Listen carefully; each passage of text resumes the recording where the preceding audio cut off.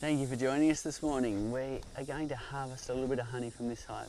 Even though when you look in the windows you can't actually see a whole lot of honey, on a recent inspection last week we noticed that this had a lot of honey in the middle. Bees are a bit hungry at the moment, so we'll only take a frame or two and leave the rest for the bees. So while we're doing this, think of your questions, put them in the comments. Trace will read those out and hopefully we can answer all your questions. So don't be shy, chime in with your questions and we'll get to answering those shortly. So what I'm doing now is just inserting the key a little ways and turning it. If I wanted to harvest half the frame, I would insert the key halfway.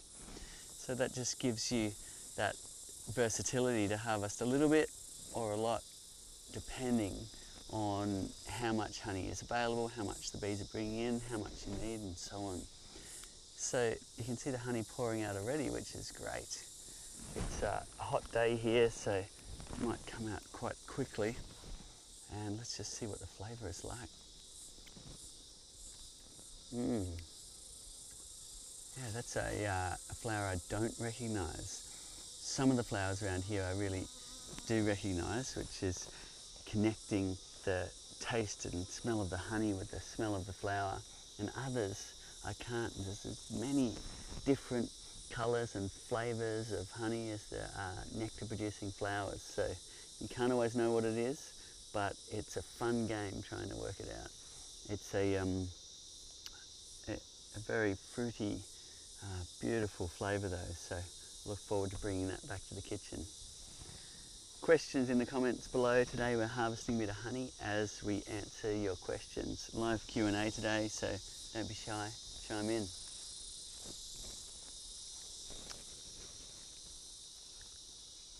a beautiful thing.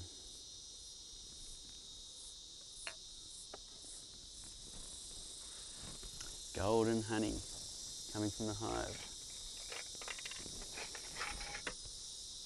So Trace is just getting herself organised to read out your questions, so put them in the comments and we'll get to reading those. I might get another frame going as well, just because we can, and then we'll leave the remainder for the bees. So to do that, the tube goes in the bottom, key goes in the top. There's two slots at the top, we're going in the bottom of the top two and just turning it like that. And we've got one bee coming to bother me, which is why I've got my veil here. The bees have been a little bit cranky. One of the hives in the apiary, you get a bee buzzing around. It's a good idea to always have your bee suit and veil. Make sure you protect yourself and those around you. Look at that. That's another frame of honey just starting up. Many questions. Yeah, well, this is a really nice one to start on. Lewis is tuned in from Costa Rica and saying, whereabouts in the world are we located? Costa Rica, fantastic. We are here on the east coast of Byron, well, a place called Byron Bay on the east coast of Australia. And it's a subtropical region, which means we get flowers all year round, and we can leave the hives in this configuration and harvest honey when the frames are full. So it's a great place for beekeeping. In fact, most of the places in the world are great places for beekeeping.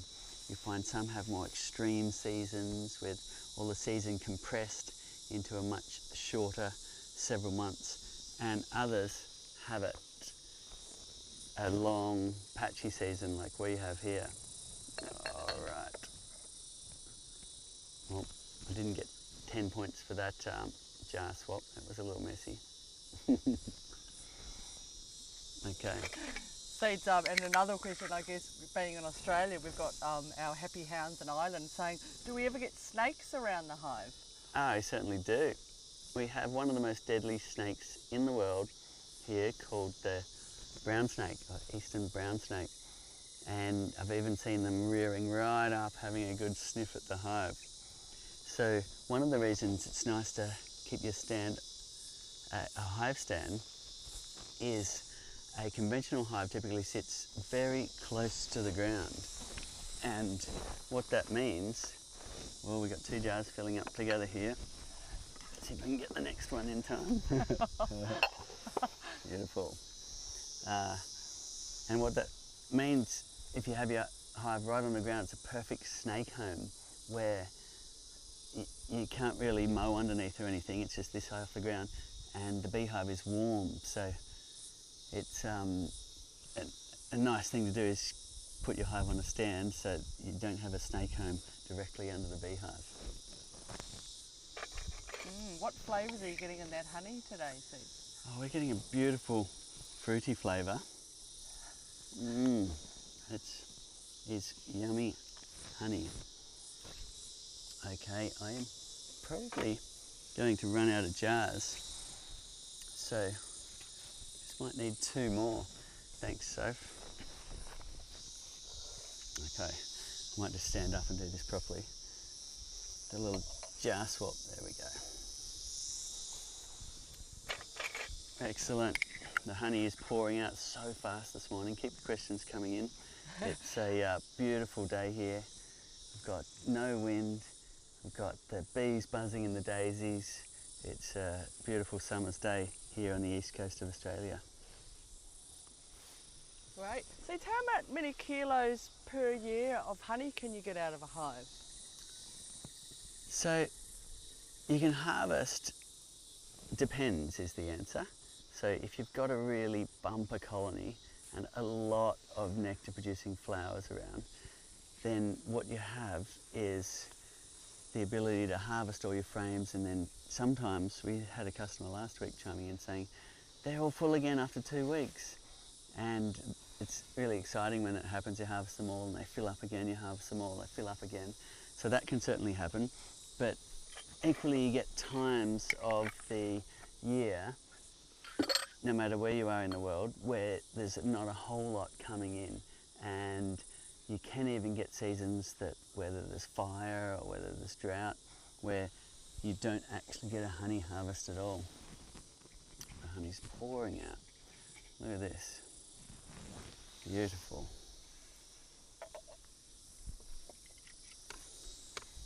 Thank you. Keeping you busy this morning, Steve. Yes, because it's so warm, the honey's coming out really quickly. And most places in the world you're harvesting honey in the warmer months of the year. So even if you're in Europe or somewhere like that where it's really cold, you're still harvesting in those warmer times, and you get a lot of honey pouring out on those warmer days. But even if you do choose to harvest on a really cold day, it still comes out, but just very slowly. Now, Steve, remember a couple of years ago we did the experiment with the banana peel and the chalk brood? Yes. So we've got Sar who's tuned in and just saying, look, I saw that video a couple of years ago, and just wondering, how did it work? And if it didn't work, what did we end up doing with the chalk brood? Okay, so we didn't find it helped, but that doesn't mean that our test of 1 rules it out. But by all means, give it a go and let us know what happens for you. We can do some citizen science like that, see if we can prove whether or not the banana peel works for chalk brood.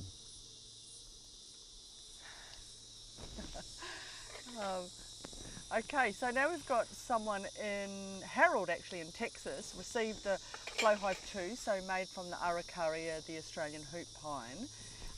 Just wondering what to paint it with. Can they use a wood stain or should it be painted?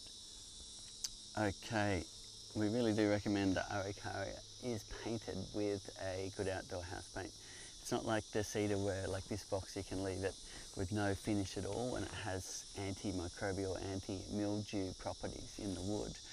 The Araucaria is more like a regular wood. It doesn't have those properties, so you do need to choose some good outdoor hard-wearing house paints, and that is what will make it last longer. Now, why not get out the artwork and get your family involved and put some nice artwork on while you're at it. Having said that, if you want to go ahead and try some stains and things, just let us know how it goes, but it's not something we would recommend with the Araucaria. Right, and so what do you think would be the main challenges for somebody beekeeping in the UK, in the United Kingdom? In the UK, we've got a lot of people with Flowhives, and if you want some inspiration, go and have a look at Jamie Oliver's harvests. Now, probably one of the main things you've got there is, for whatever reason, from the very beginning in the UK, people decided before anyone had even tried a Flowhive that it won't work in Europe. And of course, it isn't true, but you've got that to deal with a little bit. And we better swap that jar. Look at that, another full jar. So one of the challenges might be just dealing with that sentiment of people not believing your hive will work. Another thing that could happen is in some parts of the UK you have heather honey, which can set a little bit like jelly, has a thixotropic property. So if you get 100% of that, then it might stick in the frames. If you get part of that, it might just come out in globules like you see here when we get the jelly bush or the Australian manuka coming out of the hive. So that could be a challenge, but otherwise we have lots of people in the UK harvesting successfully with their Flowhives, so there's nothing stopping you. And Cedar, Dorian's asking, what happens to the wax that caps the cell in the flow frames if we're not taking out the frames for harvesting? Well, that was a bit of a win actually. In the beginning we had all these complex systems thinking you had to decap the frames inside the hive to get it to flow, because that's what you do conventionally, is you get a hot knife and you scrape the capping off the frames.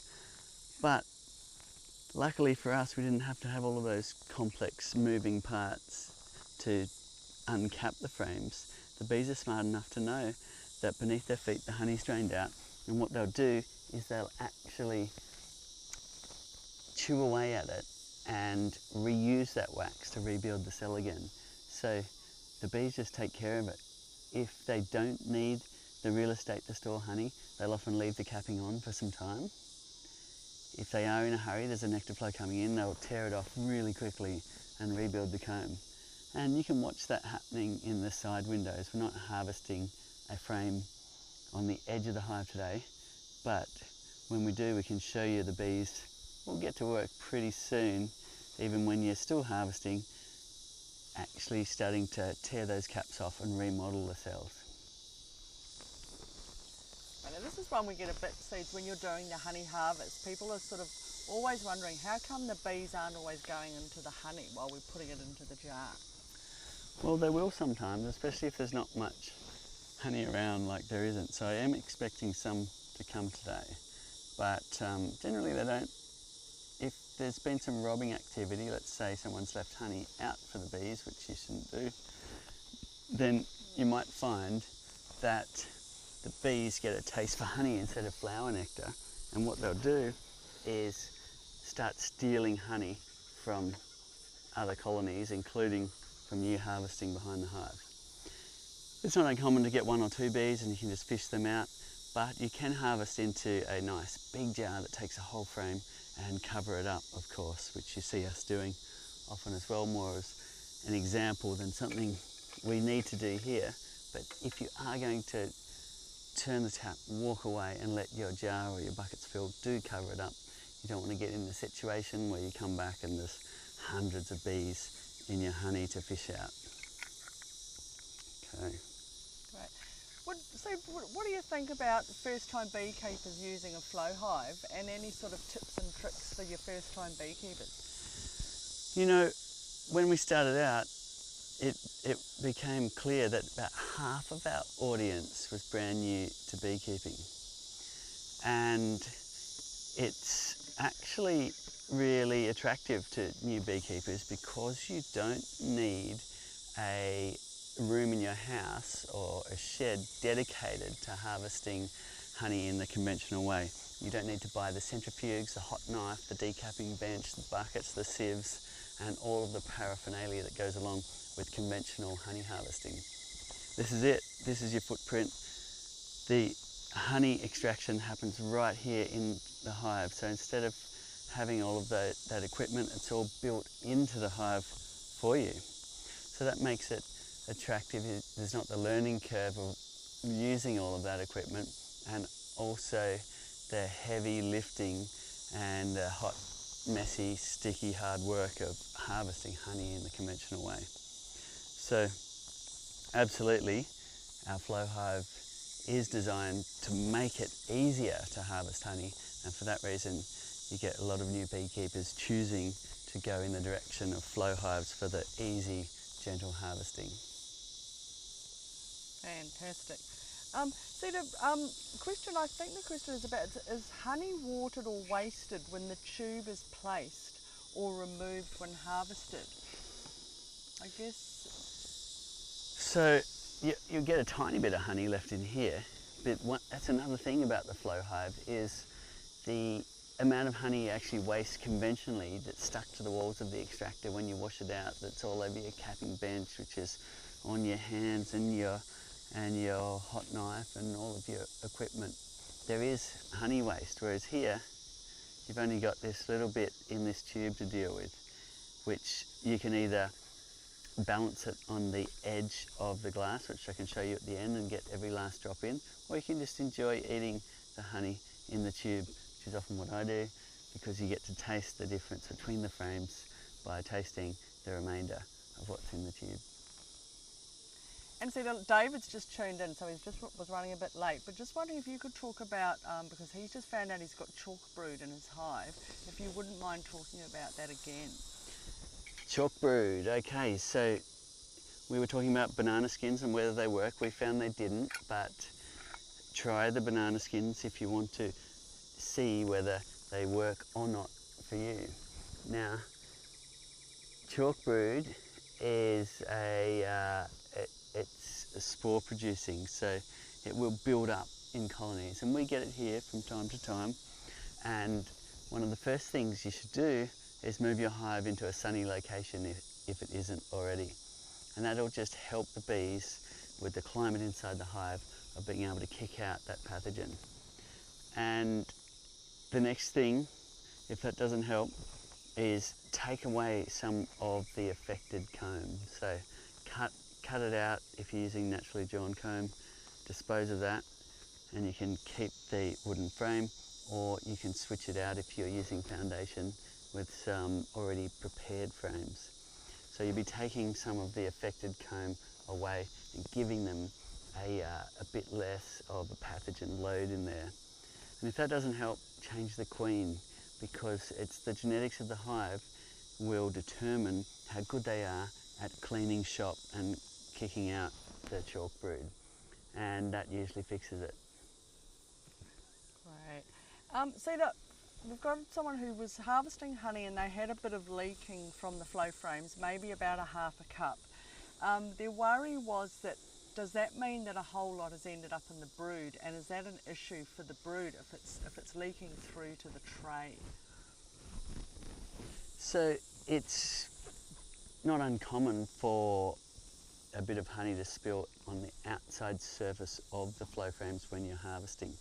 Depends on how the bees cap it, and also the fluid dynamics of, let's say you might have a higher or a runnier honey up top than down low, for instance. Then you imagine that honey trying to flow down, but it can't move quick enough through the other honey, so it could spill out the side. So there's all of these different effects that can come into play, and that means you might get some dribbles of honey inside. Now, that's never bothered me. In fact, harvesting conventionally, I used to spill a lot of honey inside the hive every time I'd rip off one of the migratory lids. There'd be so much comb up there that there'd be honey flowing down and out of the entrance of the hive. Now, the bees are really good at cleaning that up, so I've never considered it to be that much of an issue. The bees will clean up honey spills inside their hive. And a cup of honey in the bottom is not too much for the bees to deal with. Now, if you're getting your tray filling up and overflowing, then there's a problem.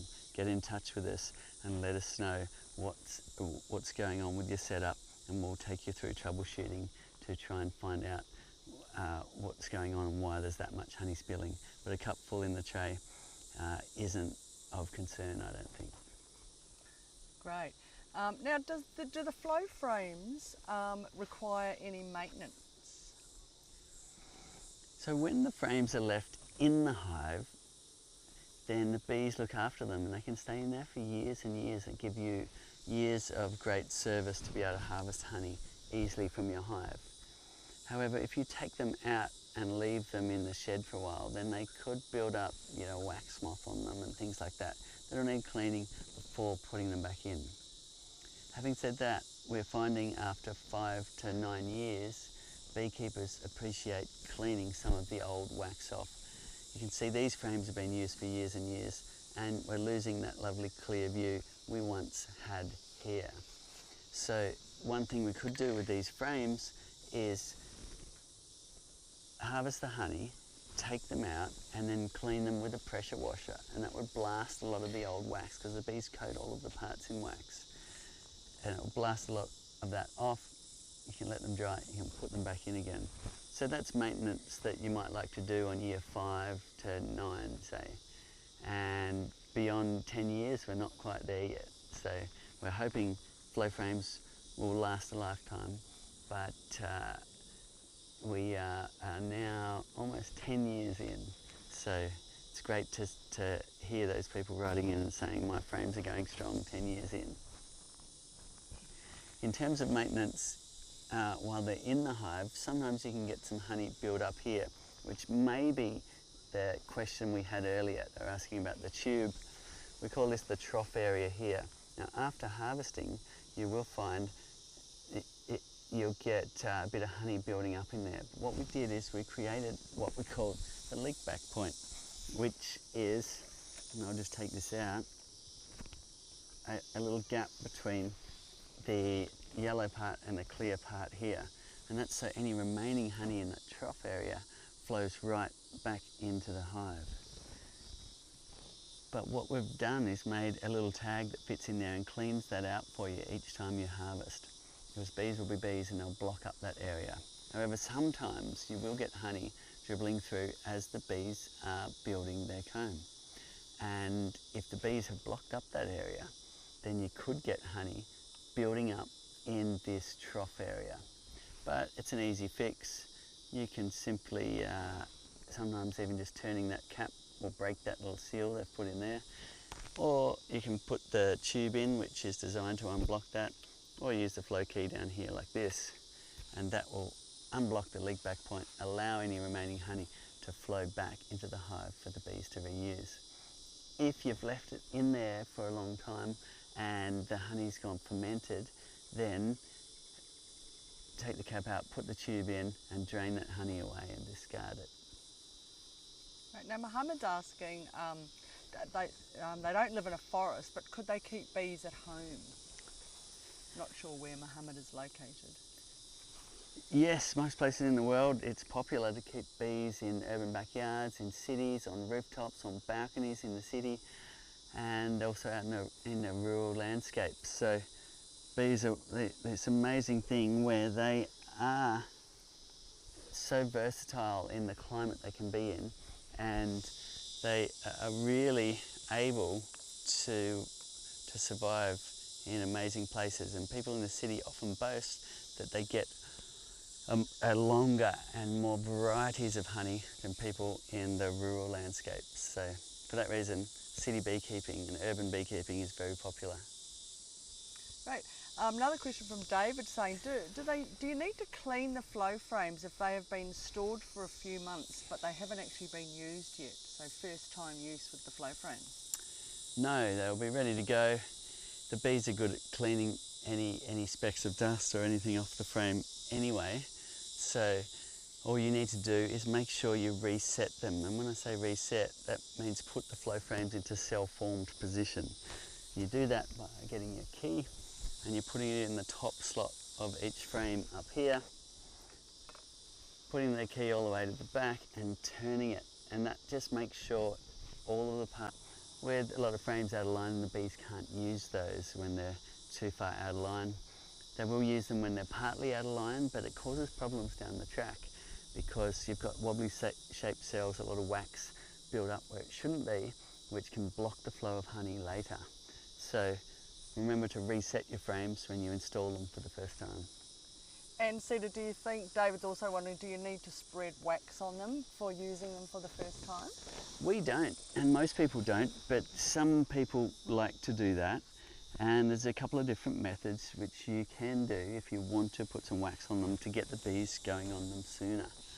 So you can melt some wax and paint it onto the flow frame surface, but don't pour it in or you'll jam the mechanism.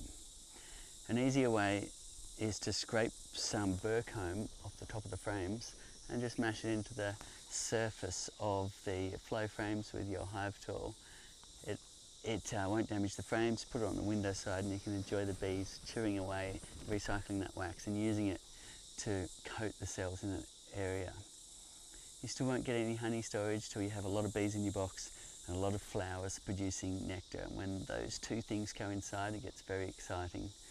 And sometimes you do have to exercise a lot of patience waiting for that honey to be stored in the flow frames. Great, and that might lead on to Joanne's question actually, because Joanne's tuning in from southwest in Western Australia. Lots of trees have flowers, but there's just no honey in the hives. They've been feeding them 2 to 1 for 2 weeks. So the question is, why is there no honey? Is it that there's no nectar in the flowers? They live on a 5-acre block, so lots of flowers around. So Joanne's wondering, why is she getting no honey? Okay, it might be a good idea to get in contact with some of your local beekeepers and ask what the season's like. And if everyone's experiencing not much honey, then you'll just have to be patient. But if they're all getting a great honey flow and you're not, then you might need to get your colony to the point at which it has enough bees and is really able to go and collect the nectar. And if there isn't any honey stores in the hive, and that's in the brood box, have a look there. If it's all dry, then as you're doing, feeding them will help them at least have something to live on while they wait for the flowers to really produce nectar. Great. Now, a couple of people are just asking about different products that we have, and probably best to contact customer support on those questions about hybrids and different boxes that we've got. They're going to be able to fill you in on that. Carol's wondering, Cedar, how many panels are in the Flowhive that you're harvesting from? So I guess she's talking about how many flow frames. So this one has 6. There's 2 major sizes of Langstroth hives in the world. So there's the 8-frame brood box and the 10-frame brood box. The 8-frame size, which is this size, suits 6 flow frames. If you have the larger size, the 10-frame, then it suits 7 flow frames. So we call it the Flow 6 and the Flow 7. A little bit confusing when it's always been called 8s and 10s. So if you're confused about that, get in touch and Trace will help you. For sure.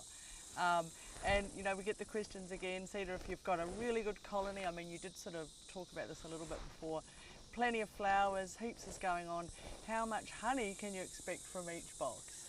So it varies a lot. So on average, I could say we could harvest each one of these honey supers twice within our year at least.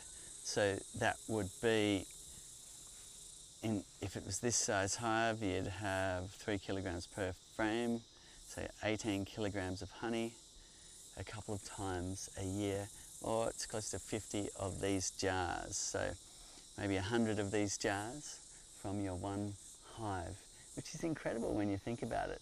And sometimes you can get a lot more. It's just amazing that the bees can fly out 6 to 10 miles, flapping their little wings at 240 cycles a second, collect nectar and pollen to almost their body weight, fly back to the hive and create an amazing amount of honey.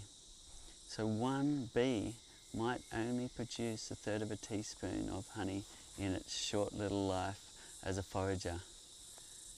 So honey is definitely a pretty special thing. It is, isn't it, Cedar? And when you think about the small amount of space that this hive is taking up to get that much honey, that's what I'm always amazed about. Incredible. It is very efficient like that, and I think that's why it's become so popular, because even in a city where you've just got a small balcony, you could have a couple of hives there and produce a real amount of produce that you could share with your friends and family. I think humans do really yearn to produce their own food and to share the food with their neighbours, and bees are something that can do that. Great. So now we've got someone asking, what is the door on the side for? I think they're talking about the window on the side of the hive. So the window on the side here is to just have a look and see what's going on inside. So let's just open these little latches, and here we go. We can see the bees at work. You can see this frame doesn't have any honey in it. In fact, I can't see any nectar either. So this frame's quite empty, even though we're finding some good honey deeper within the hive. Bees will generally pull the honey away from the extremities when there's not much in terms of flowering and nectar to bring back into the hive. They'll tend to condense it and take the honey away from the outer edges. So Sita, can you take honeycomb from a flow hive? Absolutely. From any beehive you can also harvest honeycomb. So you can put a whole nother box just dedicated to collecting honeycomb, or you could put what's called an ideal, which is a shallow or a smaller box just for collecting honeycomb. Or you could use it in its current configuration by taking the plug out, which is the inner cover here has a plug in the centre which you can take out, allow bees to go into the roof cavity. Now it's fun to let them build up there for a few times, but after a while you probably get sick of cleaning the honeycomb out of underneath the lid, in which case you might decide, rather than let them use the whole area, you could get, say, a glass baking dish, put it upside down on the inner cover and quarantine them to a smaller area, which will allow you to take the roof off and have a look without breaking a whole lot of honeycomb as you take that roof off. Another place you can get comb from is down here in the bottom box. They'll often be filling the edge frames just with honey, and it's a good idea to cycle some honey out in the springtime, making some more room in the brood box for the queen to lay her eggs, and that's part of spring management. So that's another place you'll get some honeycomb from. Now Lake is asking, we're just wondering, would it be a bad idea to get a flow hive in an area that is densely populated but still very green and lush?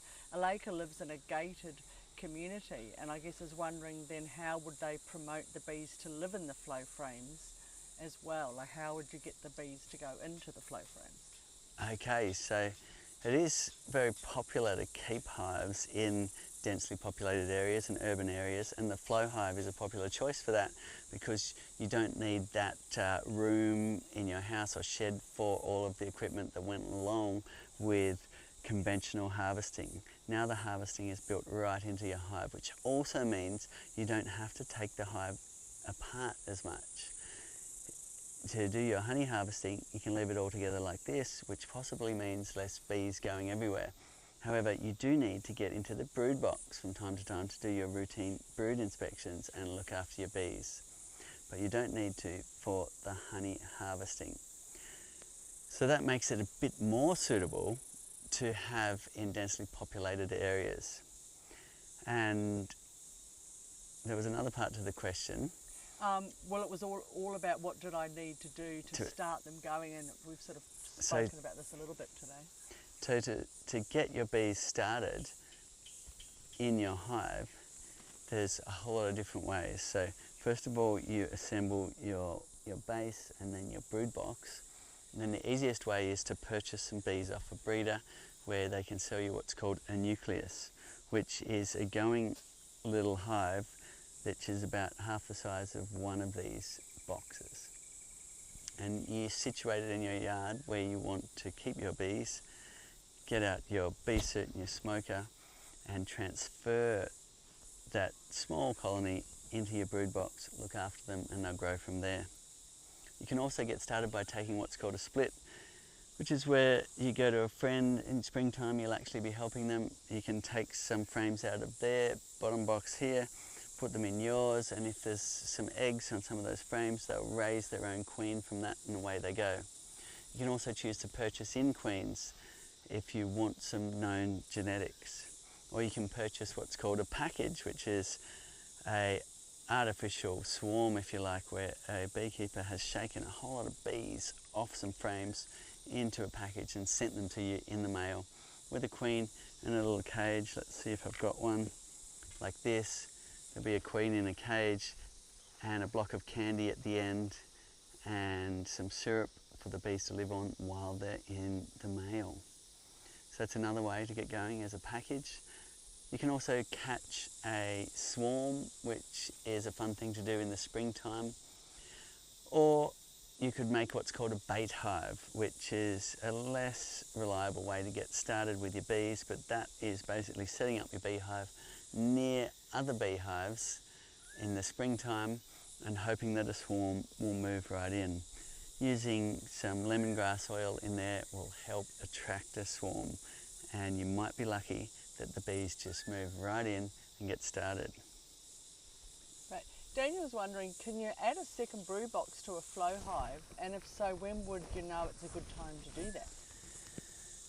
Absolutely. So in the colder regions, it is common to add another brood box or another honey super to run larger colonies.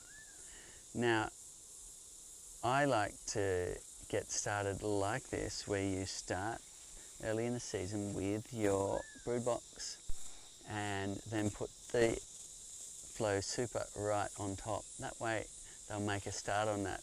And once they've started making these their own, coating them all in wax and storing some honey, that's when you can then go and add another brood box. Now, people in some more temperate places in the world will actually sometimes choose to get their brood box going, get another box going full of perhaps more brood and more honey, and then put the Flowhive on top of that. So getting some local knowledge is good too. I've just noticed a cane toad here, which are a bit of a pest in our area.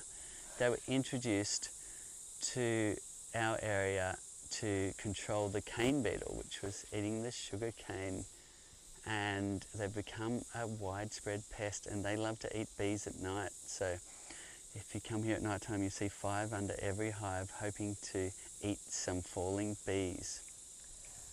So they have these poison glands here and here. So you do have to be a little bit careful with them. If you're going to grab them, you want to grab them by the back leg. And then what you have is a toad. Now, they are a pest here, so people often bag them up and freeze them as a way to kill them and control them. They get really big and they do eat lots of bees. See you later, Mr. Cane Toad. Well, sorry Steve, it's getting a bit hot here. Just wondering, a couple of questions actually, complete opposite to our day here, about protocols for winter time. So we've got a couple of people in the US saying, is it okay to collect honey in the winter time? Should you pause it in the springtime, or what should you do to ensure your bees do survive the winter time? Okay, great question. Just back to the cane toads for a second. The reason why it's a good idea to have your hive up on a hive stand like this is it means the cane toads can't just bang on the entrance. If you've got our classic hive like this one, we really should lift that up so the cane toads just don't have free access to the hive entrance all night, if you have those cane toads in your area. Otherwise, our hive stand is great for getting it up off the ground so the cane toads can't consume so many bees. Okay, just the question again, Trace.